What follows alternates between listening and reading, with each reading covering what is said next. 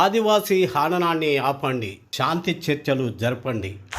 జవహర్ నగర్ అఖిలపక్ష సమావేశం క్రాంతి కళా బృందం ఆధ్వర్యంలో నిర్వహించారు. గద్దారు కూతురు వెన్నెల ముఖ్య అతిథిగా పాల్గొని ఈ కగారుకు వ్యతిరేకంగా ఏ పార్టీలో ఉన్నా కూడా ఈ మానవ హననాన్ని అరికట్టడానికి మనం కార్యాచరణలో ఉండాలని తన కార్యాచరణను ప్రకటించింది. కర్రెగుట్టలలో ఏమి జరుగుతుందో అని అనుష తన పాట ద్వారా వెతుక్కోగా కవులు కళాకారులను బైరాగి ప్రత్యేకంగా ప్రశ్నిస్తున్నాడు. తెలంగాణ వారసత్వం కవులు కళాకారులం అంటున్నాం, ఇప్పుడు ఈ హననాన్ని ఎందుకు రాయట్లేదని ప్రశ్నించాడు. కానీ త్యాగాలను చిన్నదు చేస్తున్న మనువాదపు కిరణాలు కొన్ని, మరో మలుపు కోసం మదన పడుతున్న కళాలు గలాలు అని అక్కడి ప్రజా వాయిస్.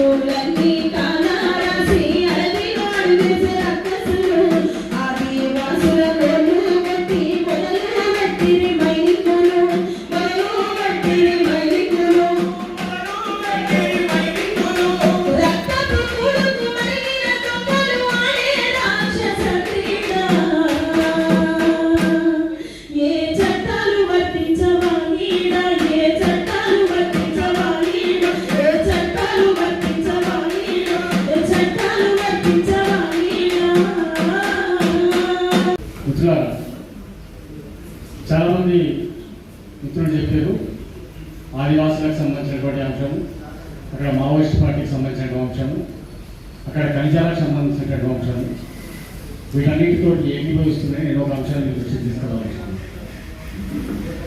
100 సంవత్సరాల క్రితం స్థాపించబడినటువంటి ఆర్ఎస్ఎస్ తన ప్రణాళికలో భాగంగానే 100 సంవత్సరాలు తన రాజ్యాన్ని ఏదైతే బ్రాహ్మణీయ భావజాల ఫాసిస్టు రాజ్యాన్ని ఏర్పాటు చేయాలనుకుంటుందో దాంట్లో భాగమే ఇప్పుడు ఆదివాసుల మీద జరుగుతున్నటువంటి దాడి అని నేను భావిస్తున్నాను.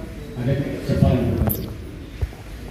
ఎందుకంటే 11 సంవత్సరాల భారతదేశ ప్రధానమంత్రిగా ఉన్నటువంటి పార్టీ కానీ దాన్ని ఎన్నుకున్నటువంటి శక్తి కానీ 2025 కల్లా తమ సామ్రాజ్యాన్ని, తమ చాతుర్వర్ణ వ్యవస్థకు సంబంధించినటువంటి రాజ్యాన్ని స్థాపించుకునే క్రమంలోనే ఒక అంతర్గతం జరిగినటువంటి ఒక తెగ అనుకోవచ్చు, ఒక ముస్లిం మైనార్టీ మీద జరిగినటువంటి మారణహోమం గుజరాత్, తర్వాత మన ఈ మధ్య కాలంలో జరిగినటువంటి క్రిస్టియన్స్ మీద జరిగినటువంటి మారణహోమం మణిపూర్, ఇప్పుడు మూల రాష్ట్రాలైనటువంటి ఆదివాసుల మీద చేస్తున్నటువంటి దాడి.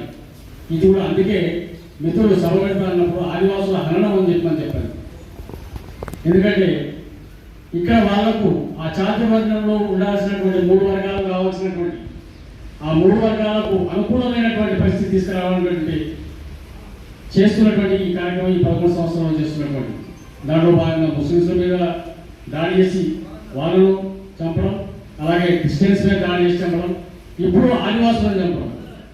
ఇదేంటి మనకు సంబంధం లేదు కదా, మన మీద వస్తలేదు కదా, మనం బీసీలం కదా, లేకపోతే ఎస్టీలం కదా, మనకేం సంబంధం లేదు, మనకేం బాధ అనుకుంటే రేపు మైదాన ప్రాంతాల్లో మన దగ్గరకు వస్తున్నాడు. అప్పుడు మనం వచ్చి మాట్లాడుకోవడం, ఇప్పుడు మనం మాట్లాడకూడదు. కాబట్టి ఇప్పుడు మాట్లాడాల్సిన బాధ్యత సామాజిక బాధ్యత మనది కదా. అందుకే నేను మరొకసారి మీకు ఎందుకు చెప్తున్నా అంటే పార్టీలు మాట్లాడుతున్నాయి, ప్రజా సంఘాలు మాట్లాడుతున్నాయి, కళాకారులు ఎందుకు మాట్లాడతలేరు అని. కళాకారులు చాలా కొద్ది మంది మాత్రమే మాట్లాడుతున్నారు. కానీ మేము ఎప్పుడో మా తాతలు నేతలు తాగి మా మూతల వాసన ఉండండి, ఎప్పుడెప్పుడు రాసిన పాటలు భుజాలు చేసుకొని నేను గద్దన్న వారసులను కూడా వస్తాడు, ఇంకోటి వారసులను కూడా వస్తాడు. వాళ్ళకు స్టోరీ లేదా, సమాజం మీద కనీసం జ్ఞానం ఉండాలి కదా. ఈ విప్లవోద్యమాల నుంచి పాట రాసి వచ్చినోడే కదా, వీళ్ళ వల్లనే వచ్చింది కదా పేరు. ఇప్పుడు ఇంతమంది ఇంత దుర్మార్గం జరుగుతుంటే ప్రతి ఒక్కరు ఒక అధికార పార్టీకి దాసోహం అనుకుంటా, వాళ్ళ భజనలు చేసుకుంటా బతుకుంటా, సమాజం నుంచి మాట్లాడకపోతే వాడు ప్రజాకవెట్లయితే ప్రజల పట్ల మాట్లాడే అరంతెట్లయితే చెప్పుకొని కనీసం సోలు ఉండాలి. కల్చరల్ సాంస్కృతికంగా సంస్థ కూడా ఏం చేస్తుంది, ప్రతి ఒక్కరు చెప్పుకుంటున్నారు మేము వారసులం, ఈ ఉద్యమానికి వారసులం, ఆ ఉద్యమానికి వారసులం. కానీ ఇంతమంది చచ్చిపోతారు కదా, ఏం చేస్తున్నారు? సామూహికంగా కావాలి కదా, వ్యక్తులుగా చేయొచ్చు. ఆ సామూహికంగా చేసే ప్రయత్నమే ఇది మొదటి ప్రయత్నం అనుకుంటాను. ఇది భవిష్యత్తులో ఇక్కడ వెంకటాచలపడే కాదు, చాలా మంది ఉన్నారు. దాటన్ ఉన్నాడు, అనూష, అంజలి, అక్క, ఆయన యూట్యూబ్ ఫేమస్ ఆయన కూడా గడ్డ పోకుంటున్నాను, పేరు గుర్తొస్తుంది. ఆయన కూడా పాట రాసింది, కానుగంటి సార్. వీళ్ళందరూ కూడా మీరందరూ వ్యక్తులతో ఉన్నారు. ఒక సామూహికంగా ఏర్పడండి, ఈ సమాజం గురించి మాట్లాడండి. ఈ సమాజం మాట్లాడ సామూహికంగా జనంలో పోయి మన కవులు కళాకారులు. ఎందుకంటే నేను కూడా ఫస్ట్ కవి తర్వాత ఈ జర్నలిస్ట్ సినిమా వైపు ఇవన్నీ వచ్చినాం. కానీ కాబట్టి ఆ రిక్వెస్ట్ చేస్తున్నాను, సామూహికంగా ముందుకు పోండి. ఇప్పుడున్న సంస్థలు ఎవరు ముందుకు రాలేకపోతున్నారు. మీ యొక్క సంస్థగా ఇప్పుడు ఒక సామూహికంగా మీరు జనంలో పోగలిగితే అది సామాజిక బాధ్యతగా మనం ఉండగలుగుతాం. అది మనం న్యాయం చేసిన వాళ్ళం అనేది నేను ఒకసారి గుర్తు చేస్తూ మనం ఎందుకు మాట్లాడాలి అనే విషయం కూడా మాట్లాడాలి ఈ తెలుగు నేలలో. ఎందుకంటే ఇంతకుముందు ఎవరు మాట్లాడుతున్నారు, ఫలానా ముఖ్యమంత్రి గారు మానవ జాతి ఉన్నంత వరకు మావోయిజం ఉంటుంది. స్టేట్మెంట్ ఉన్నారు, కరెక్ట్గా ఉన్నారు. దోపిడీ ఉన్నంతకాలం మావోయిజం ఉంటుంది, మార్క్సిజం ఉంటుంది, లెనినిజం ఉంటారు. ఆయన మనుషులు ఉన్నంతకాలం ఉంటారు. మానవ సమాజం, ఆత్మ సమాజం ఇది ఉండేనా? ఆయన ఏదో చెప్తే మనం సపోర్ట్ కొట్టి జై అని జరుగుతుంది. ఒక మిత్రులారా, మనం ఎందుకు మాట్లాడాలి అంటున్నంటే ఈ తెలుగు నేల మీద లేకపోతే మనం చూసుకున్న చరిత్రలో ప్రజల స్థితిగతుల్లో ఒక తీవ్రమైనటువంటి మార్పులకు కారణమైనటువంటి నక్సల్బరీ నుంచి తీసుకుంటే, నక్సల్బరీ పోరాటంలో మొట్టమొదటి ఎన్కౌంటర్ అయినటువంటి విశ్వకర్మ వదిలిపోతే ఉద్యమం ఆగిందా? ఆగుతుందా? శ్రీకాకుళ పోరాటంలో వెంకటామ సత్యం చంపితే పోరాటం ఆగిందా? ఇక్కడ గోదావరి రైతాంగ పోరాటంలో అమరులను చనిపోయాను ఎన్కౌంటర్ చేస్తే పోరాటాలు ఆగినాయా? ఇప్పుడు మావోయిస్టులు కూడా అడుగుతున్నది వాళ్ళ కోసం కాదు కదా, ఆదివాసుల కోసం అడుగుతున్నారు కదా. దాంట్లో చనిపోతున్న వాళ్ళు కూడా మనం ఎందుకు మాట్లాడాలి మళ్ళీ రిపీట్ చేస్తున్నా అంటే, మన తెలుగు నేల నుంచి ప్రజల కోసం పోయి ప్రాణాలు అర్పించినటువంటి లంబాల కేశవరావు నుంచి మొదలుపెడితే నిన్న ఉన్నది భాస్కర్ వరకు మన తెలుగు వాళ్ళు కదా, మన తెలుగు నేల కదా, అది మన బాధ్యత కదా. దాని నుంచి మాట్లాడాలి కదా, దాని నుంచి కొట్లాడాలి కదా. కొట్లాడకపోతే మాట్లాడకపోతే రేపు మనకు సమస్య వస్తే మనం వచ్చి మాట్లాడితే ఎవరు అది క్లియర్. దాంట్లో భాగంగానే మరొకసారి ఇక్కడ సాంస్కృతిక రంగ కార్యకర్తలు ఎవరైతున్నారో ప్రతి ఒక్కరికి మరొకసారి రిపోర్ట్ చేస్తున్నాము. ఇది మన సామాజిక బాధ్యత.